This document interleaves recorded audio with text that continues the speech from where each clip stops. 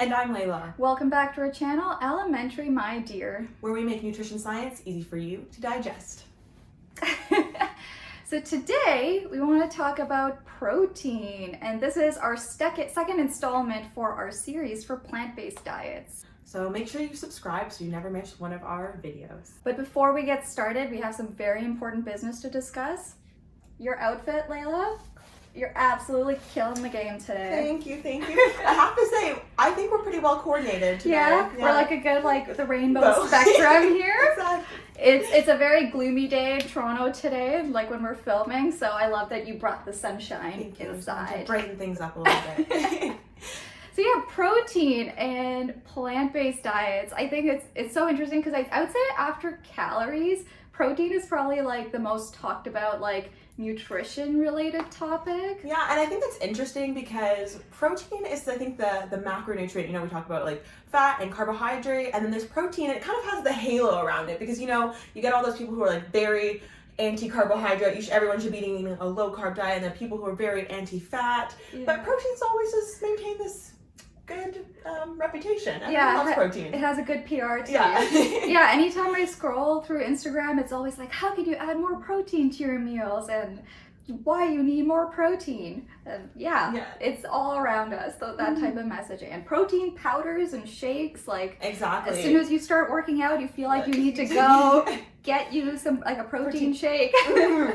And I know, especially for people who are plant-based, that's probably the question that they get the most is, how are you possibly going to get enough protein if you're not eating any animal products? Yeah. And I have a couple of friends who are vegan, and they tell me that they get so frustrated with that. Oh, yeah. So. It must be frustrating, because it's like, well, you didn't care about your nutritional intake before, but now you do.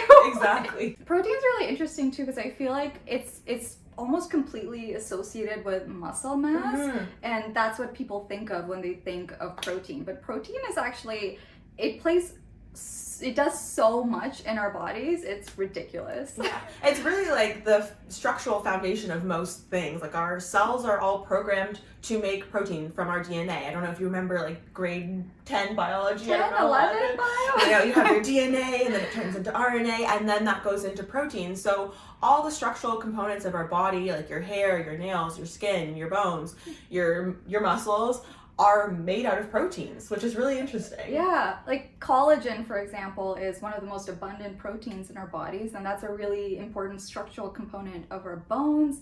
Keratin is a structural component of our hair and our nails. A lot of our hormones are made with protein as well. For example, insulin. Insulin is what brings glucose into your cells for energy. Enzymes, which can help with some of the metabolic reactions in your bodies, those are made out of proteins as well. Yeah. And our immune system, I don't know if you've heard the term antibodies, but antibodies kind of identify foreign objects in our bodies, things like viruses, so that, you know, it can get them out of there. Yeah. Oh, speaking of collagen, actually, we had a little meeting yesterday to map out some of our content, and stay tuned because we'll have a video on collagen coming up too.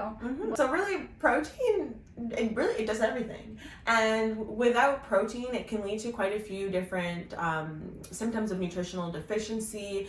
Another role of protein is keeping fluid balance. So you'll see people who have like significant edemas or like swelling, that can be caused by insufficient protein in the diet. Yeah, and some of the other things we talked about, like keratin and collagen, because of the role that protein plays in that, if you are protein deficient, you might have dull skin or brittle hair, brittle nails. Exactly. A less optimally functioning immune system. Yeah, so you might be wondering, am I getting enough protein per day? And so the general recommendation for protein is about 0.8 grams per kilogram of body weight for all adults.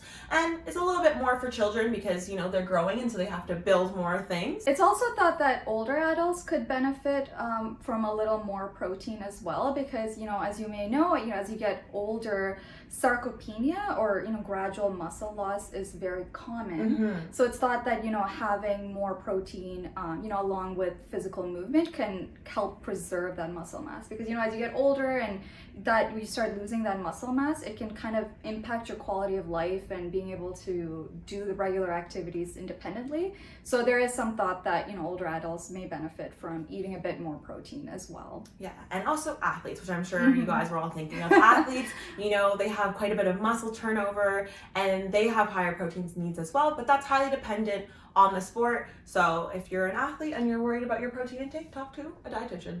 So what is protein though? I think we should talk about that.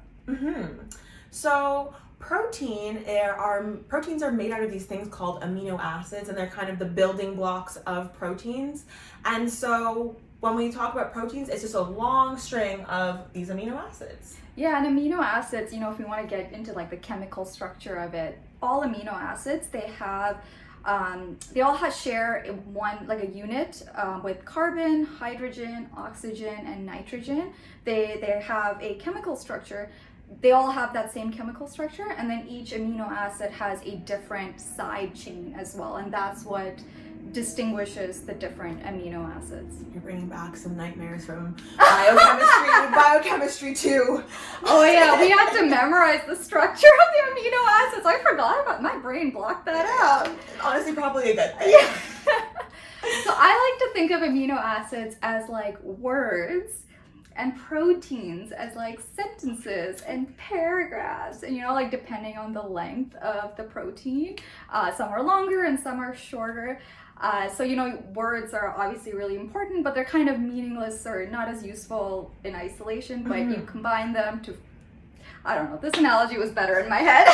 Honestly, I see where you're going there. Great analogy. So you combine them to make meaning, and then your body does things. I don't know. I see where you're going. So there's 20 regular amino acids that your body uses on a regular basis to build our words and our so to build those proteins. And most of them your body can build itself, but there are 9 which are essential amino acids that your body cannot make itself. So you need to get them from your diet. Yes, exactly. So the ones that our bodies can make are called non-essential because we don't need to get them from our diet. And, as Layla said, the 9 that we do need to get from our diet are called essential. And now we're going to list them for you.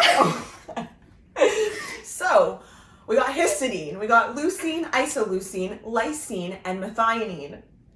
Then we have phenylalanine, threonine, tryptophan, and valine. So those are your essential amino acids. We had to practice that a few times before we started filming. Those are your essential amino acids. And because we need to get them from your diet and your body can't make them yourself, if your body doesn't get enough from your diet, it's actually unable to make the proteins it needs. It's not like, it can skip over an amino acid. It will just be like, oh goodness, we can't make anything. And then those amino acids gets oxidized and you pee them out. So you want to make sure that your diet has enough of those essential amino acids so that you can make all the proteins that your body needs. Otherwise, the rest is going to waste, which sucks. So you can really be getting enough protein overall, but if you're missing those essential amino acids, you're not really able to make anything. Yeah, exactly. And the great thing about animal protein sources is that the amino acids are all the essential amino acids are in the quantities that we need them. And that's why they're called complete proteins. And so that's, I think, where some of the concern about getting enough protein comes from in vegetarian and vegan diets. So there's first that, a lot of plant foods don't have as much protein as animal foods. And then also there's the worry about the completeness of those proteins. So for those of you who are vegan and vegetarian, we do want to quell your fears. Most research shows that vegetarians and vegans, while they do get less protein than omnivores, they do get enough protein. So they are meeting that RDA of 0.8 grams per kilogram. Actually, they're surpassing that. So yeah. Which is great news.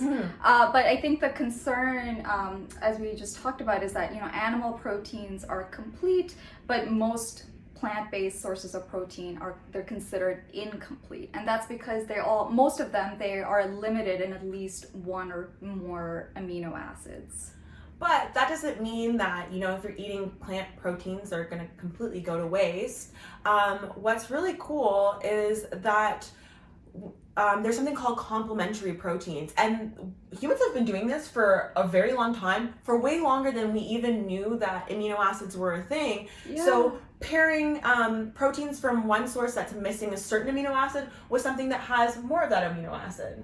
Yeah, one example of that is, for example, beans are limited in methionine, whereas grains are limited in lysine and threonine. So if you think about it, you know, beans and rice is like in a lot of cultures around the world, you know, in Indian culture, Korean culture, Mexican, Brazilian, Jamaican, we love our rice and peas. Yeah, it's so cool. I find it so fascinating that, you know, long before we even knew about amino acids, like so many cultures have just built meals where these complementary proteins have just been paired. It's really cool. We'll put up some other really awesome complementary proteins on the screen. So if you are looking to follow a more plant-based diet, you have those options there. And the good thing, as we talked about, is a lot of them are things that we already do. Like, you know, peanut butter on toast, that's a good complementary protein yeah, right exactly. there, yeah. Exactly. But the thing is you don't need to be super duper concerned about making sure at every single meal you have one of one thing and one of the other, otherwise your protein's all going to go to waste. Most recommendations right now say that if you're getting a good variety of sources of proteins all throughout your day, you're just fine. Yeah, so I think that's the main takeaway is, you know, even if you are on a vegetarian or a vegan diet, even though, you know, the people around you may think that you're not getting enough protein. I mean, based on the research that we see, plant-based people on plant-based diets are getting enough protein. And honestly, if you have sufficient access to food or eating a variety of foods throughout the day, chances are you are getting enough protein. Thank you so much for watching. We hope you learned something. Be sure to like, comment, and subscribe, and hit that notification bell so you never miss a video. Thank you for watching. Bye.